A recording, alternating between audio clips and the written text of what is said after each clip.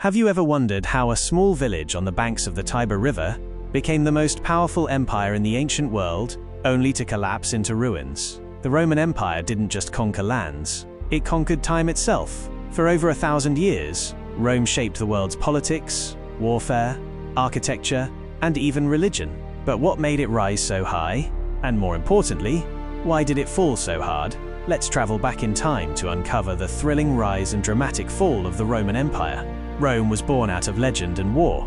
According to myth, it was founded in 753 BC by Romulus, who killed his twin brother Remus to become its first king. But beneath the myth was a gritty truth. Early Rome was a small settlement surrounded by enemies. These early Romans were tough. They borrowed culture from the Etruscans, discipline from the Greeks, and a military spirit from centuries of conflict. By the time the Roman Republic emerged in 509 BC, Rome had one mission: survive and expand.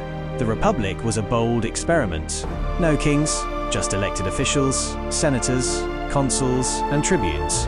Power wasn't given for life, it had to be earned. Every year, Rome began to grow. By the time of the Punic Wars against Carthage, it had already conquered much of Italy. The Carthaginian general Hannibal nearly brought Rome to its knees, but the Romans didn't break. They adapted, struck back, and won. Victory brought riches and problems. Corruption, greed, and class division tore at the heart of the Republic. Julius Caesar, general, politician, and eventually dictator, expanded Rome's territory across Gaul, won the loyalty of legions, and crossed the Rubicon River in 49 BC, defying the Senate. His rule brought reforms, but it also sparked fear. On the Ides of March, 44 BC, Caesar was stabbed 23 times by senators who believed they were saving the Republic. Instead, they destroyed it. In the chaos that followed, Caesar's adopted son, Octavian, rose to power. He defeated his rivals, including Mark Antony and Cleopatra, and became Rome's first emperor, Augustus. The Republic was gone, but Rome was now an empire. Augustus ruled wisely, ushering in the Pax Romana, 200 years of peace and prosperity. Roads were built, cities flourished, and Roman law shaped civilization. But under the surface, cracks were forming.